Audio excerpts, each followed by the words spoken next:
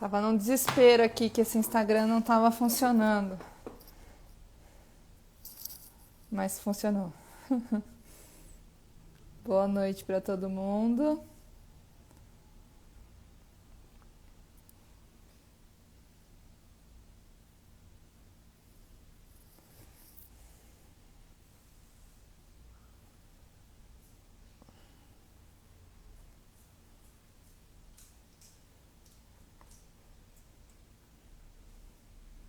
Esperando a Jaide entrar.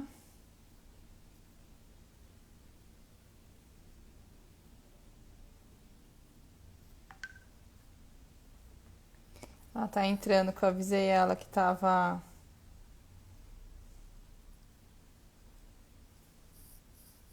dando falha aqui quando eu tava tentando entrar.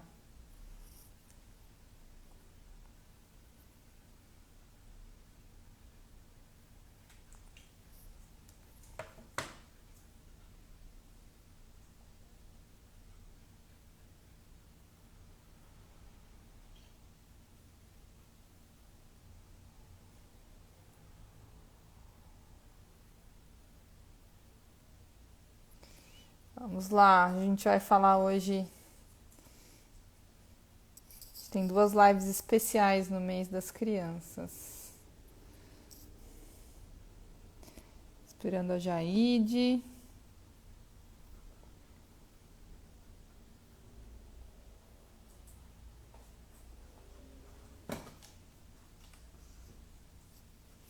Você veio ficar pertinho, Bali. A Bali veio ficar bem pertinho.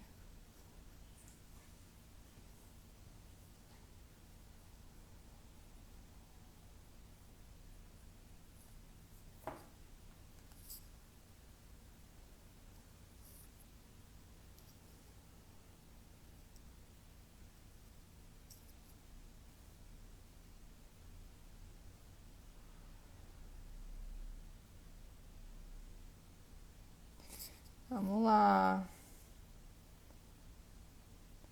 Cadê a Jaide?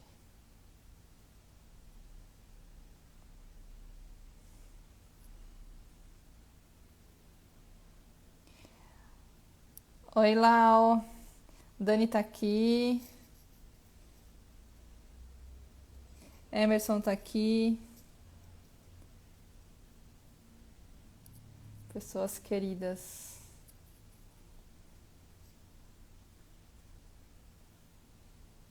A Beth tá aqui. Esperando a Jaide. Vem, Jaide.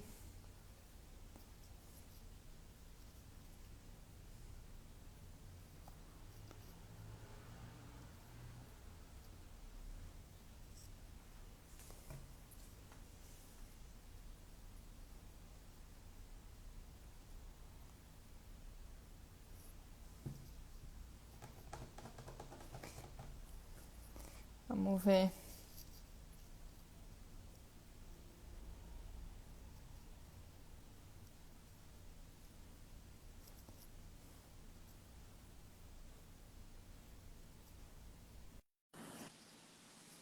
Agora foi. Vamos ver. Conectando. Aí. Entrou. Boa noite, Jaide. Oi, tudo bem, Bia? Tudo e você? Vamos indo. A tecnologia às vezes dá uma atrasada, né? A gente tem que se adaptar, mas deu É certo. verdade, deu. Acabou dando certo. Obrigada, prazer imenso te receber para ter uma hora aqui de conversa e ter você com a gente é muito especial, uma honra muito grande. Obrigada.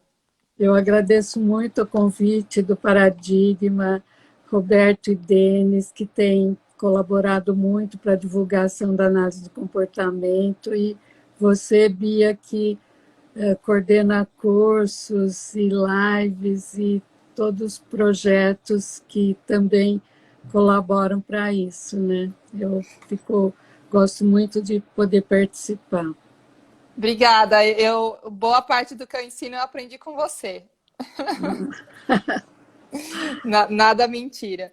É, apresentando aqui, né? Então, eu sou a Bia, Ana Beatriz Chamati, sou coordenadora no Paradigma do curso de atendimento para pais, crianças e adolescentes, nossa formação. E no HC, no IPQ, eu sou coordenadora do curso de Desenvolvimento Humano, Infância e Adolescência. E acabei de escrever o meu livro infantil, o Abra Caixa. Eu estou É, quase me apresentando só como autora do Abra Caixa, Jaide. mas ele Deixar tá muito bom esse livro, viu? Gostei muito. É, muito especial ter uma caixinha com você.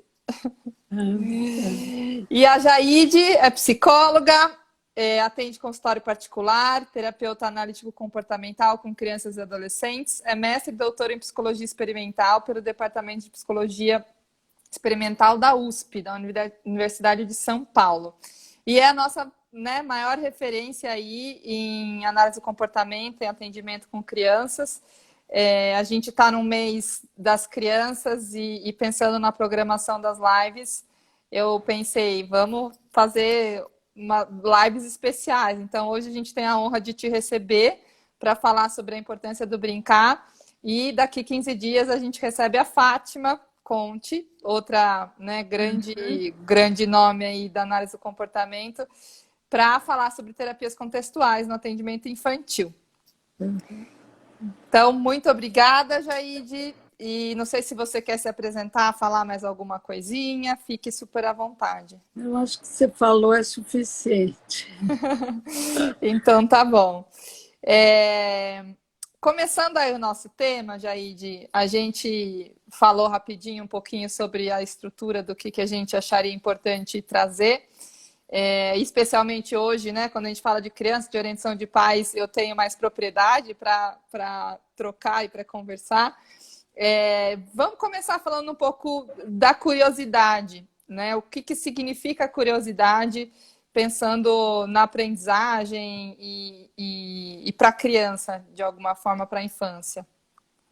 A curiosidade, quer dizer, a gente vê, tem muitos estudos que focam como comportamento exploratório, né? Desde o bebê, ele vai explorando o ambiente para conhecer o ambiente físico. Então, o bebê que vai pegar um móvel, ele estica a mão, ele vai por ensaio e erro, ele não consegue, uma hora ele consegue. Então, isto tem um efeito imediato para o desenvolvimento motor e visomotor que atinge o desenvolvimento perceptual do bebê. E aí ele vai crescendo, ele vai explorando os objetos do ambiente, e aí é importante o que os pais fazem em relação ao comportamento exploratório da criança, né? Alguns pais falam, ele vai mexer alguma coisa que não pode, dá um tapinha na mão, ele já sabe que não pode pegar.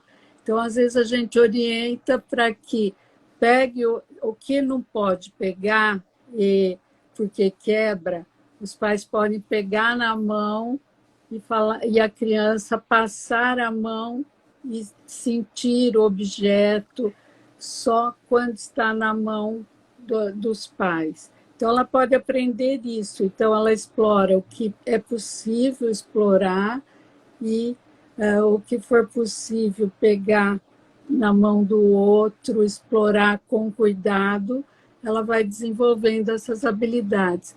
E, com isso, esse comportamento exploratório vai levando a criança ao conhecimento físico, né? O Piaget tem um livro maravilhoso que é Desenvolvimento do Conhecimento Físico. Então, ele vai mostrando como a criança explora e aprende. Então, se a gente der uma bacia d'água para a criança e der objetos de plástico e objetos de ferro, e ela jogar, ela vai ver que alguns afundam, outros flutuam.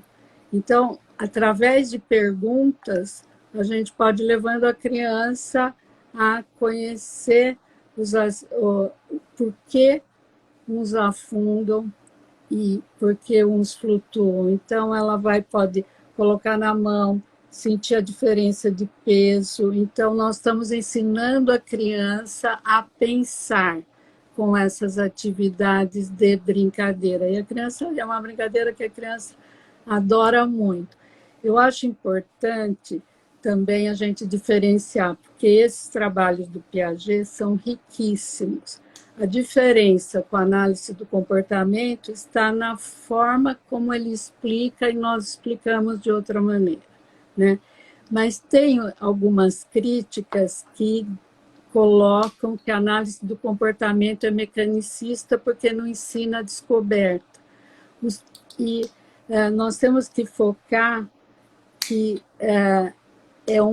isso seria praticamente um mal-entendido dos nossos programas sobre criatividade. A análise do comportamento pode ensinar uma criança descobertas. Ela pode ensinar uma criança a desenvolver a criatividade, a desenvolver a imaginação. Então, os programas e os estudos que tem sobre isso, eles focam a variabilidade, né, e a combinação de repertório. Se nós ensinamos uma criança a desenvolver variações de comportamento, ao invés de fazer sempre do mesmo jeito, a gente está prevenindo comportamentos que a gente nomeia como inflexibilidade. Então, isso seria um comportamento básico para os pais estimularem. E a variabilidade aumenta a criatividade e pode ser planejada para isso, né? Então, eu ia comentar, Jaide, assim, que o quão é importante talvez a gente até falar, né? A educação mecanicista traz a questão do aprendizado de fora para dentro, né? Como se tudo que a criança precisasse aprender não tivesse um direcionamento da descoberta da criança por ela mesma. E quanto mais correr atrás do aprendizado planejando, melhor é. E o que a gente tem visto, né? E tem uma questão, a gente já vai falar um pouco da cultura contemporânea, das coisas muito prontas e de ter poda um pouco essa aprendizagem pela descoberta. Mas então, não que a análise do comportamento pode isso. Faça isso, exato. É nomeado a análise do comportamento como se fosse mecanicistas. Então, por isso que eu acho que cabe essa diferenciação. E, ao mesmo tempo, uma outra coisa que leva a essa confusão sobre como focar o problema está relacionado com aqueles que acreditam que na descoberta e na criatividade existe um eu iniciador ou alguma coisa inata e não estimulado pelo ambiente, então aí que tem as divergências e distorções sobre a análise. Então, nós não atribuímos a um eu iniciador, mas sim a estimulações do ambiente, vários repertórios, o artista recombina e cria um novo, né? Na variabilidade, a mesma coisa. Se eu desenvolvo a variabilidade, a criança faz descobertas e cria também situações novas, comportamentos novos. Então, é o comportamento do artista, do pesquisador, né? Jaide, você colocou aí, você acha que essa é a grande diferença da explicação do Piaget e a análise do comportamento? Não é isso? Ou são outras? Não, é uma das diferenças. É uma das... Eu acho que o Piaget foca mais na maturidade e no organismo.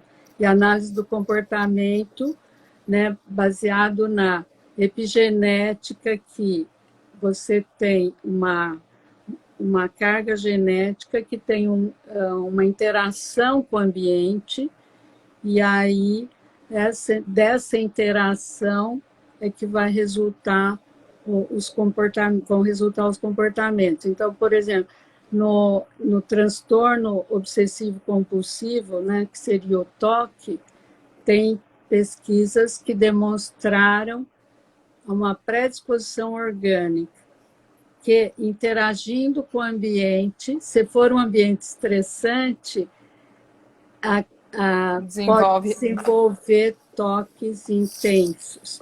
Se houver um ambiente não estressante, pode não aparecer o toque.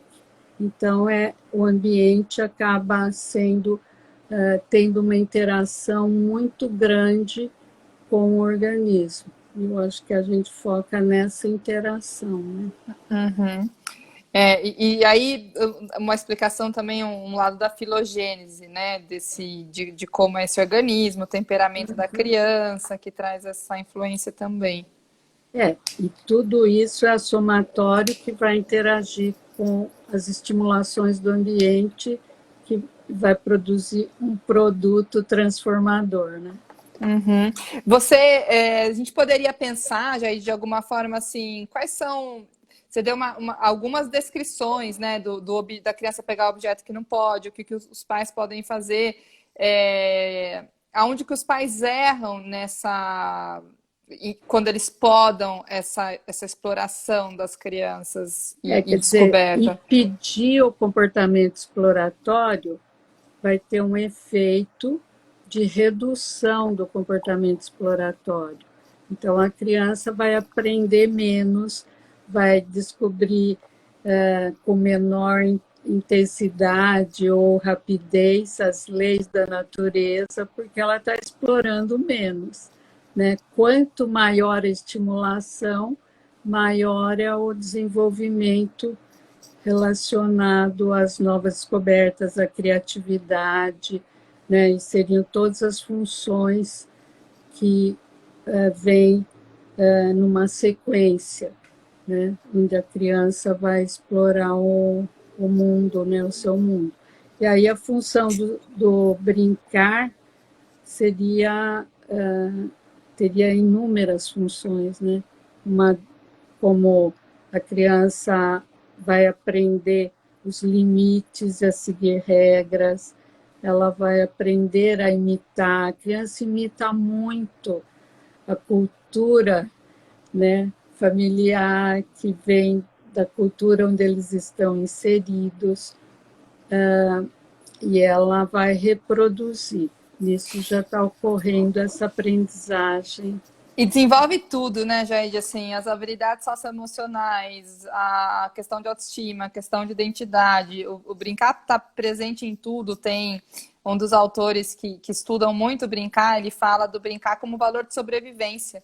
E que o adulto que para de brincar, o parar a brincadeira é entrar na depressão. A depressão entra nesse lugar assim de perder esse prazer pela brincadeira. E a brincadeira né, você tá envolto no que você tem estimulação, tem vontade de descobrir, tem vontade de aprender mais. Porque a criança adora brincar. E é o aprender gostando de aprender, né? E a escola deveria ter essa característica.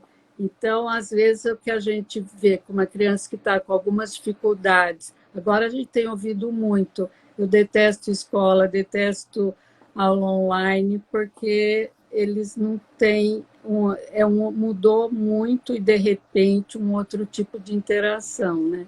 Sim. Mas a criança precisa, às vezes a gente faz uma motivação artificial para tornar prazerosa uma obrigação, que também funciona parcialmente, mas o desenvolver o prazer pela aprendizagem é fundamental. E aí o que a gente tem?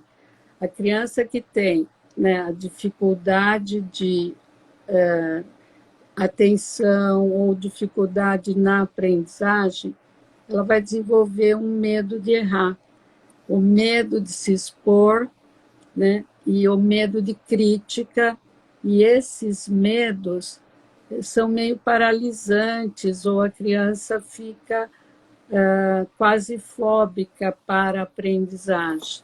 Então, ela começa a se recusar mais como evitação dos estímulos aversivos que o próprio conteúdo acadêmico pode ter sido pareado com estimulação aversiva, bronca, coisas erradas, né? Uma vez uma criança me mostrou o caderno, ela tinha parado de fazer as coisas na escola, estava cheia de bolinhas vermelhas nos erros. Ela falou, olha como meu caderno é sangrento. Olha, Então, que descrição. isto leva... Eles são muito poéticos, né? Quando eles vão Sim, descrever, eles usam metáforas incríveis. maravilhoso. E aí a criança vai acreditando que ela não é capaz. E se ela não é capaz, ela vai, cada vez ela enfrenta menos e aumenta as esquivas. Então, aí ela vai ter mais dificuldade porque ela não experienciou as situações de aprendizagem. Então, para resgatar tudo isso, o que eu tenho feito é pensar assim, um bom programa é aquele que ou é um ensino sem erro, ou é aquele que a criança erra no máximo 10%, 90% de acertos. Então, você tem que voltar tudo para trás, porque as escolas ou não têm tempo ou se esquece um pouco do repertório de entrada. Cada criança pode estar num momento. Por isso que o ensino programado, ele leva em conta esse repertório de entrada, que eu acho mais adequado para a adaptação da criança ao programa. Aí você volta para trás, né?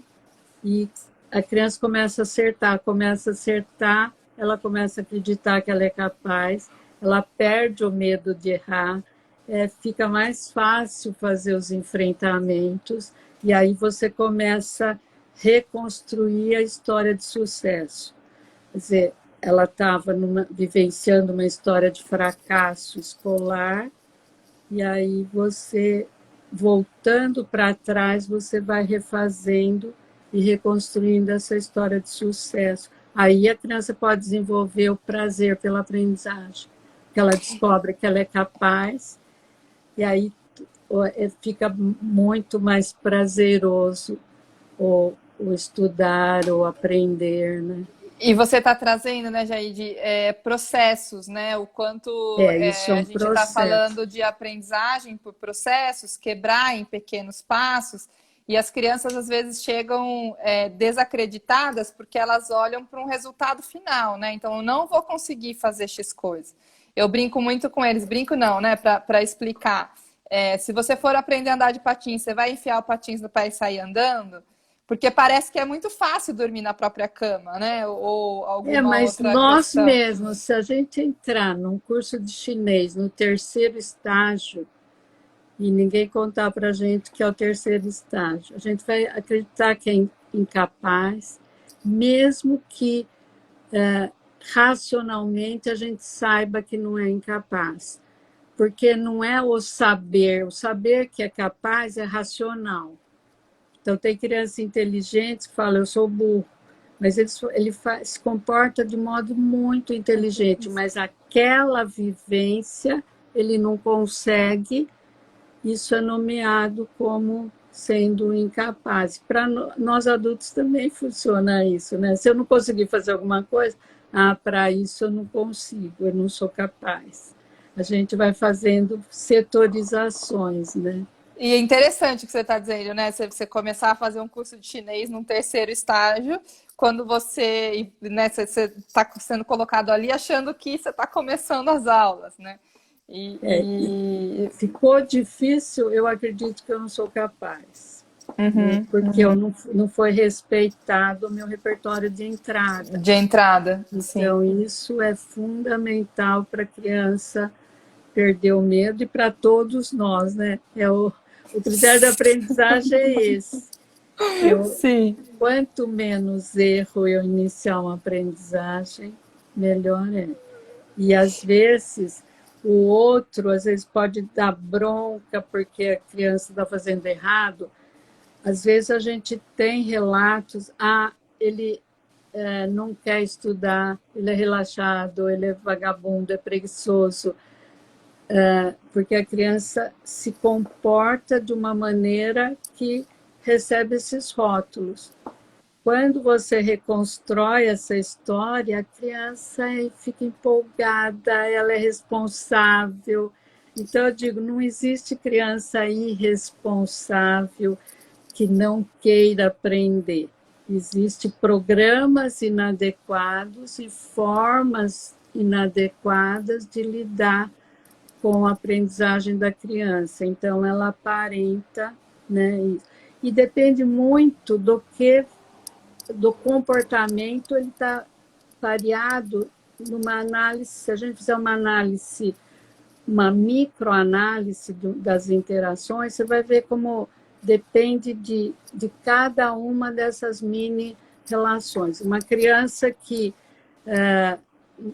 eu tinha umas canetas que ficavam em pé assim, e elas ficavam uma encaixada na outra. Uma criança entrou toda empolgada e falou: hoje eu fiz 3 gols, e abriu o braço, voaram caneta. As canetas voaram pela sala inteira, acho que tinha umas 18, assim. E ele falou: eu sou desastrado mesmo. Aí eu fui ajudando ele a catar, eu falei: isso não é desastrado, né? Você estava empolgado, me contando uma coisa e e abriu os braços e não viu o que tinha do lado. Ele falou: mas eu derrubo suco, derrubo comida na mesa, meu pai, cada vez que eu derrubo, ele fala que eu sou desastrado. Falei: mas a gente pode fazer um treino muito fácil. Você me conta de novo e olha o que tem do lado e movimenta o braço de uma maneira mais contida. Derrubou? Não derrubou. Então eu combino com os seus pais para fazer o treino na mesa para você pegar o suco. Então, você tem que primeiro pensar aonde vai a sua mão e ter um movimento bem devagar. Ele falou: agora eu não derrubo mais o suco. Feito brincadeira. O prato, ele derrubava a comida porque ele puxava do centro para fora. Aí a gente combinou que ele ia empurrar da borda para dentro, não derrubo mais comida. Então, esses mini comportamentos com as consequências, vai ter outro nome. Ele vai receber outros rótulos quando ele modifica isso. Porque senão, né, a comunidade vai nomear: eu sou desastrado, eu derrubo tudo, eu derrubo o lápis, eu derrubo. Né? Então, o medo de errar é fundamental na aprendizagem do brincar, do fazer coisas. Né? Jaide, eu lembrei de uma situação, né, que não foi só uma vez que eu vi isso, foram algumas, que os pais muitas vezes ficam com um foco no resultado, né? Então, uma frase, por exemplo, é só sentar a bunda e estudar. Ele não consegue, é só isso que ele precisa fazer. Como se nisso, né?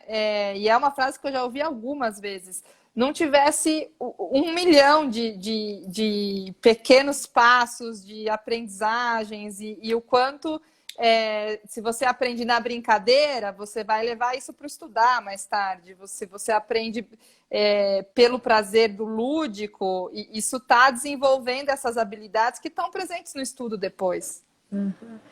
Aprender todos os comportamentos necessários, né, vai fazer com que a criança sinta muito capaz, mas ela está aprendendo gradualmente. Então, ela não leva bronca, ela é elogiada pelos pequenos comportamentos, porque às vezes alguns pais dizem: ela fazer isso, estudar, fazer a lição, fazer tudo certinho é obrigação.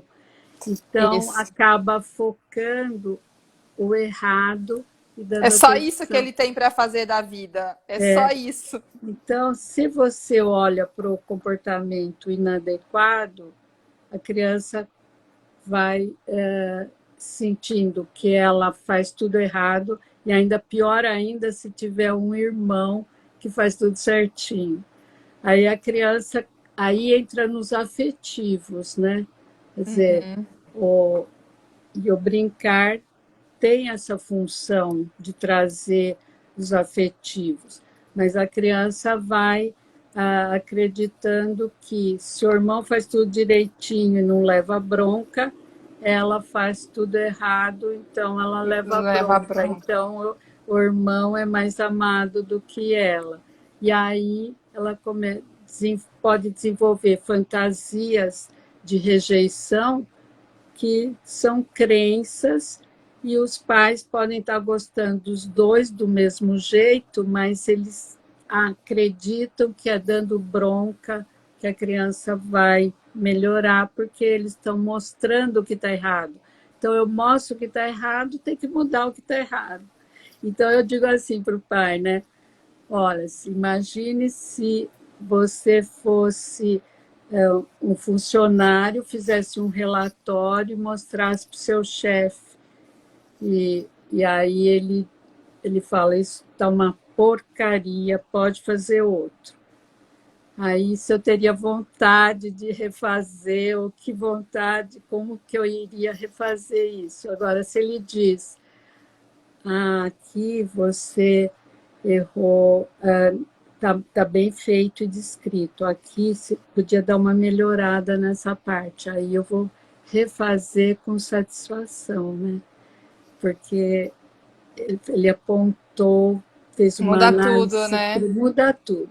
Então, até os pais liberados, filhos liberados, que eu tenho indicado como livro para os pais, que ajuda nessa análise das relações. Tem pais que falam, eu não estou usando só com meu filho, não. Eu estou usando com a minha esposa e agora estou usando com os funcionários da empresa, porque dá certo. A análise das relações serve para qualquer um, não é? Aquele texto, Jaide, da Luz Azul, que eu escrevi, É. eu recebi e-mail de pais que leram, assim, é exatamente isso, né? Eu passei a olhar para outra coisa do meu filho, às vezes algum terapeuta que usa e me escreve, porque ele é sensível para isso, para olhar para o que a criança faz de positivo, né? E é super importante. Jaide, pensando, né, nesse nosso terceiro nível de seleção e falando da cultura, como que a cultura, e pensando até o lugar da infância, né, como é que a criança foi mudando o olhar sobre a criança ao longo dos anos, e se a gente olhar para trás, em cada momento a criança teve aí uma identidade, um papel, uma compreensão. Como é que a cultura hoje ela mata de alguma forma a curiosidade, né? Como você vê e que isso acontece, o que a cultura traz aí para a infância? Se a gente pegar nas teorias, né, e como elas evoluíram, teve épocas onde os pais eram culpados de tudo. Então, os pais vinham, né, até quando não tinha muita clareza sobre TEA, comportamento autista, os pais falavam, nossa, mas eu não sou uma mãe fria, porque aí eles diziam que mães frias tinham filhos autistas. Aí, com a evolução das pesquisas, isso mudou, né? E aí, novo olhar para a relação pais e filhos. E aí, teve períodos onde os pais ficaram com medo de que, se antes ocorria mais punições e castigos, agora deveria ser muito cuidadoso com as crianças. E teve momentos de períodos de grande permissividade sem colocar limites. Os pais tinham medo ou era dificuldade mesmo, porque não tinha como identificar o quanto de limites seria bom ou não. né?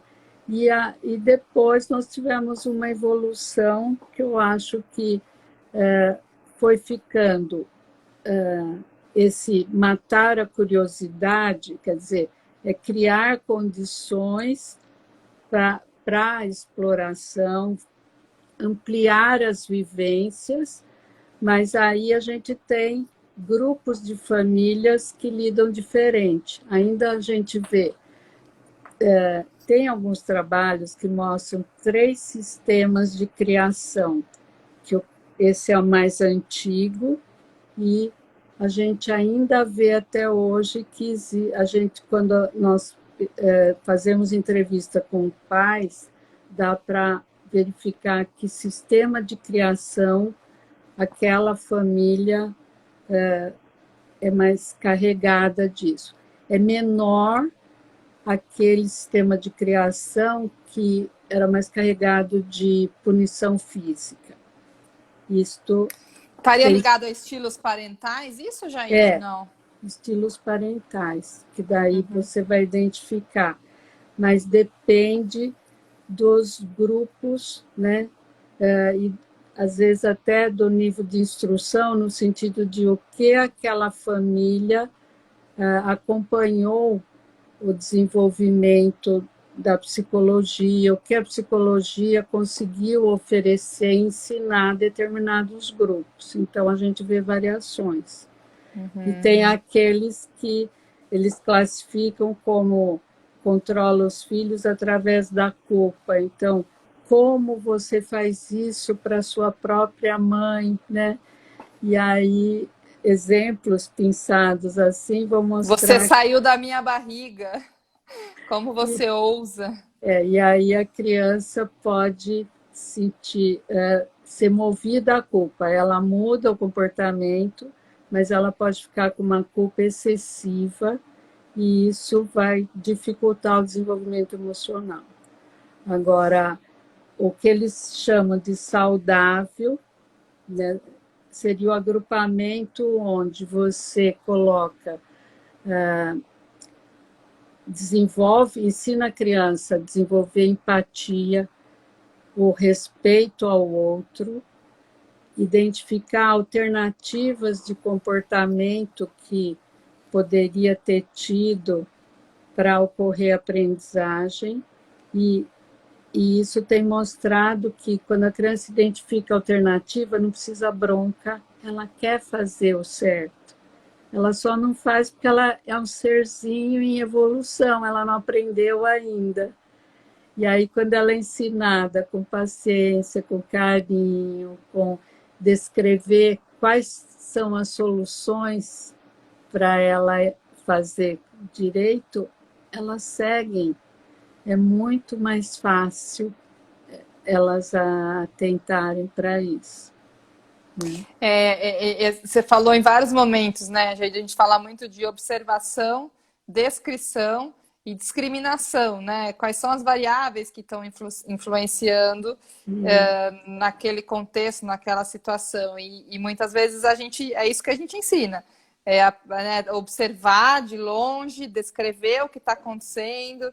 É muito comum eu ter adolescentes contando a mesma situação, os adolescentes contando de um jeito e os pais contando de outro.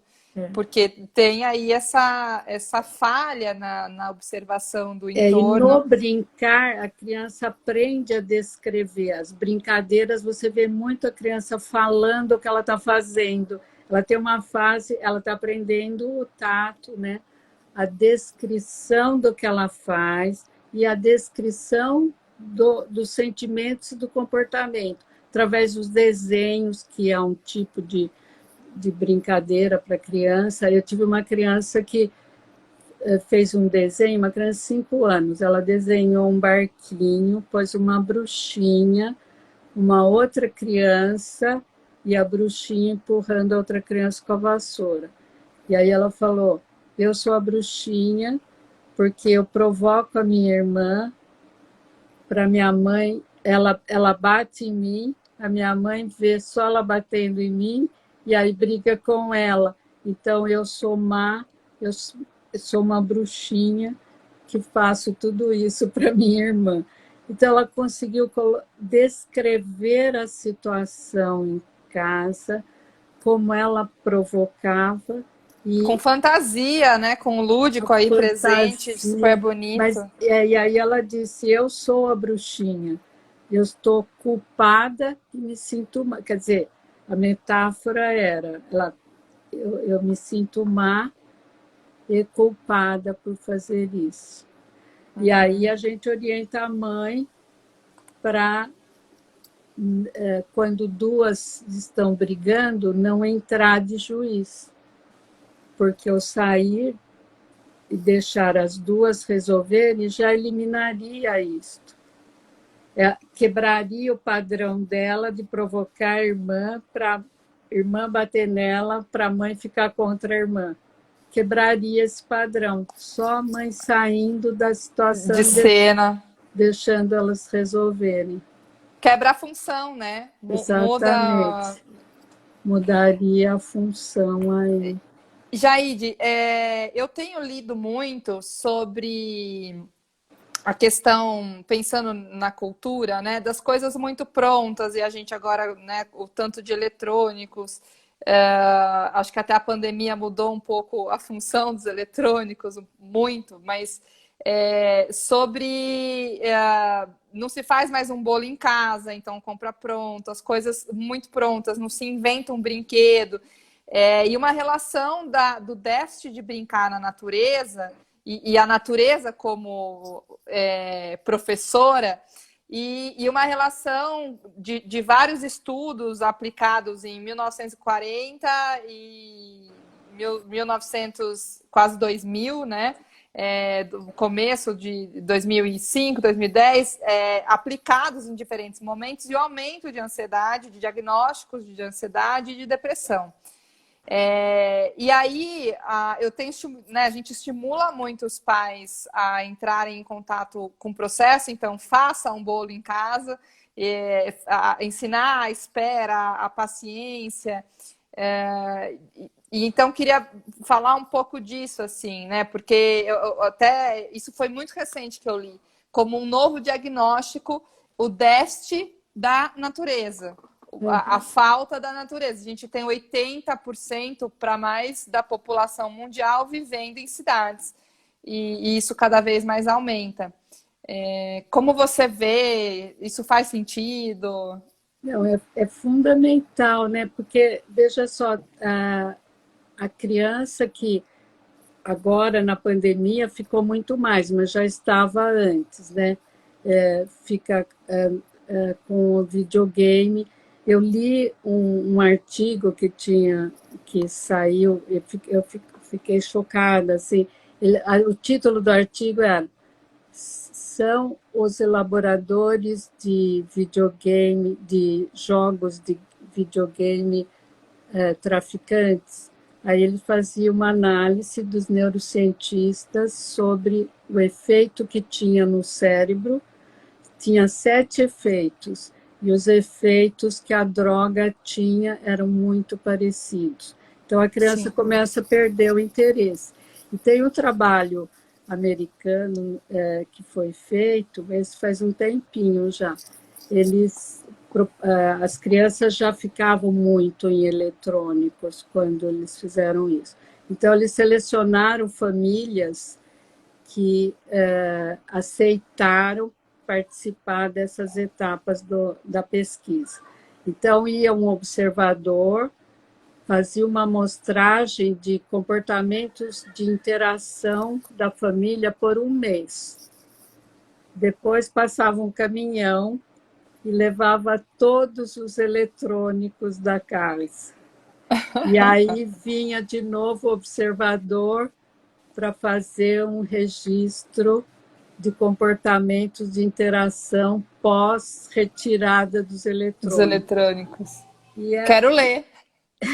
e eles foram observando isso, que a mudança nos primeiros dias é como se tirasse todos os controles de estímulo. Tirou o controle de estímulo, nós ficamos desorganizados em termos de comportamento. Você tem que criar nova rotina. Mas, aos poucos, terceiro dia eles já estavam inventando jogos, novos tipos de interação, e a interação eles vão descrevendo a riqueza que produziu dessas novas interações são intensas. Mas você vê que até criança que para de não quer ir antes da pandemia, né? Tinha crianças que não queriam ir em excursão porque não podia levar eletrônico, não queriam almoçar com os pais fora porque ficavam em casa nos eletrônicos. Então eu fazia um combinado assim: pode escolher ir na excursão ou ir no almoço de domingo, pode escolher se quer ir ou ficar. Mas se ficar, naquele período, fica sem eletrônico. Todos escolheram ir para as excursões, para os almoços. E é igual a alimentação, né, Jaide? Não come o almoço, daí vai lá comer a bolacha, deixa sem comer para comer a comida. Então, é muito... E esse contato com a natureza também é muito importante, né? Porque a criança, esse comportamento exploratório, tudo que ela vê e sente é de uma outra maneira, né? Porque ela tem que explorar o mundo, o ambiente, com todos os órgãos do sentido. E fala muito das peças soltas na natureza, que é um termo mesmo que se usa, as peças soltas, porque os brinquedos eles estão prontos e encaixam, né? A bolinha que encaixa ali naquele espacinho. E eu vejo, assim, já vi muitas vezes colocando os pais no consultório com a criança em sessão, e às vezes a criança brincando, direcionando para brincar, utilizar as peças do jogo, do que se tem ali de um modo diferente, criar uma brincadeira nova, e os pais vão lá e não é assim que brinca com isso, é desse jeito aqui. Então, trazendo para esse padrãozinho, né, do matar a criatividade. E os pais podem explorar as brincadeiras para ensinar vários comportamentos. Por exemplo, uma criança pequena que tá fazendo uma torre. A torre cai. Eu já observei crianças que fica irritada e não quero mais brincar disso. Se você fala, olha, vamos... e aí ensina os pais, né, a fazer. Eu vou montar mais alto e vou ver como é quando ela cai.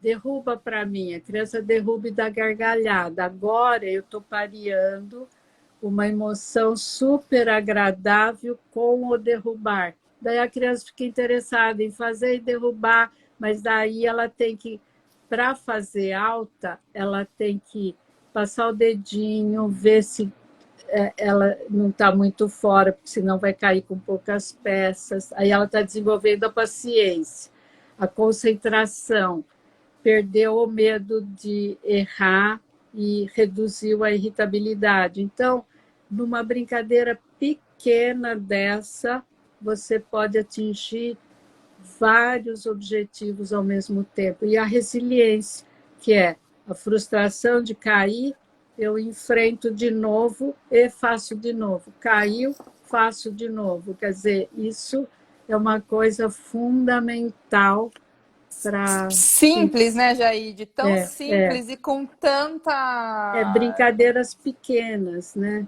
Sim. Isso que você falou também na natureza, tem a gente pode estar fazendo de sucata, né? Sim, a criança fazer descobertas com sucata. Meu livro tem sido inspiração para as crianças. Eu recebo um monte de foto de criança se enfiando dentro de caixa e recortando caixa. Tá sendo legal. Eu tenho uma criança que mora em casa, então na sessão ela fala, eu vou te mostrar o que meu pai trouxe. Ele traz umas caixas grandes e cada um dos filhos faz a sua casinha no quintal e decora. E eles ficam assim a semana com aquela caixa. E aí é uma criatividade, porque tem várias maneiras de brincar constrói uma casa com o papelão. Eles fazem a portinha, daí pinto em volta da janela. É uma delícia de ver. Incrível, É, incrível. é. Jaide, perguntaram aqui, a live vai ficar gravada sim, tem ficado gravada aqui na página do Instagram do Paradigma e depois também no canal do YouTube do Paradigma. Eu queria só, antes da gente finalizar, dar vontade de ficar aqui muitas horas, batendo papo com você e aprendendo tanta coisa, retomar um pouco as referências que a gente trouxe, né? Então, a Jaide falou dos pais liberados e filhos liberados. Lá no comecinho você falou de um livro do Piaget, Desenvolvimento Físico, algo assim. Desenvolvimento do Conhecimento Físico. É um livro antigo, mas que ele vai mostrando várias atividades. Eu acho que é da Constance Camus, que fala sobre a proposta dele. É a mesma autora dos números lá, não é? Eu adoro os livros que você indica. Reinventando a Aritmética, ela montou toda uma programação de ensinar matemática para criança de primeira série só com atividades de brincadeira. Então, Reinventando a Aritmética. E o outro, desenvolvimento do conhecimento físico. Tá. E aí que ele propõe esse da bacia com água, pôr os objetos, a criança descobrir o que afunda, o que flutua, daí ela vai identificando, ela vai fazendo descobertas. Então, a função do adulto não é dizer para ela por que afundou. Ela descobrir por que você acha que afundou. E ela vai levantando hipóteses, né?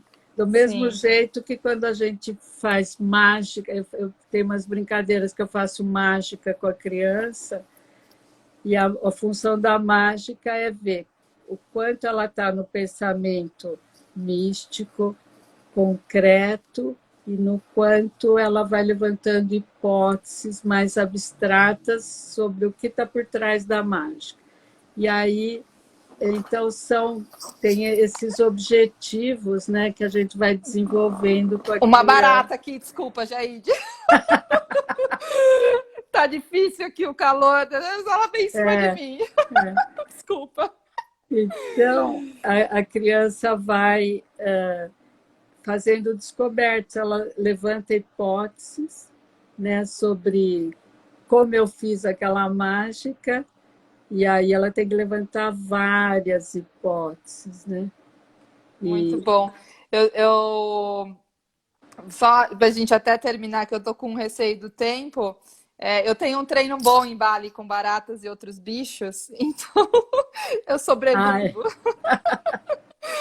Bali foi uma boa sensibilização.